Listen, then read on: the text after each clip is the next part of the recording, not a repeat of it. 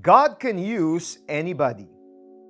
Imagine na naimbitahan ka sa awards night to honor all the great men and women na malaki ang kontribusyon sa Christianity throughout history. Nakita mo si Billy Graham, na worldwide ang naging impluensya. Andun din si Corrie ten Boom, who helped hide hundreds of Jews during the Holocaust. And then, nakita mo ang kapitbahay mong nabuhay dati sa pagbebenta ng aliw, si Candy. Ha? Bakit siya kasama doon? Parang ganito ang pagkakasama ni Rahab, a prostitute, sa Hall of Faith in Hebrews chapter 11. Nabanggit siya kasama nina Moses, Noah, David, at marami pang Old Testament figures. But who was Rahab? She helped hide the two spies from Israel when they arrived in Jericho.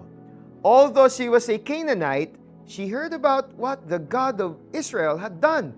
Sinabi niya, I know that the Lord has given you the land, and that the fear of you has fallen upon us, and that all the inhabitants of the land melt away before you. For we have heard how the Lord dried up the water of the Red Sea before you when you came out of Egypt. She asked the men that she and her family be spared once they attacked Jericho. Rahab, at first, only had a small faith in a big God. She believed in the power of the God she heard about.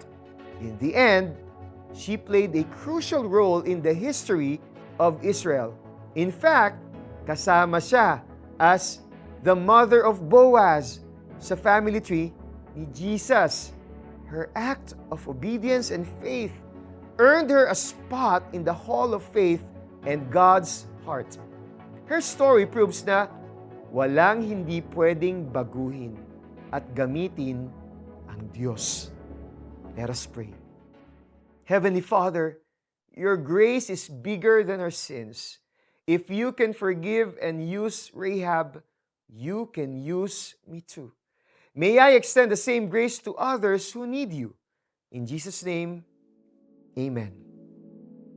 Do you have somebody in your life na feeling mo ay napakalayo na sa Diyos? Say a prayer for this person and believe that God can save and use anybody, including him or her. Dahil sa pananampalataya sa Diyos, si Rahab, ang babaeng may maruming pamumuhay, ay hindi napahamak na kasama ng mga ayaw pasakop sa Diyos, sapagkat malugod niyang pinatuloy ang mga espiyang Israelita. Mga Hebreo 11:31. Ako po si Eric Totañez. May pag-asa ka sa Diyos. God bless.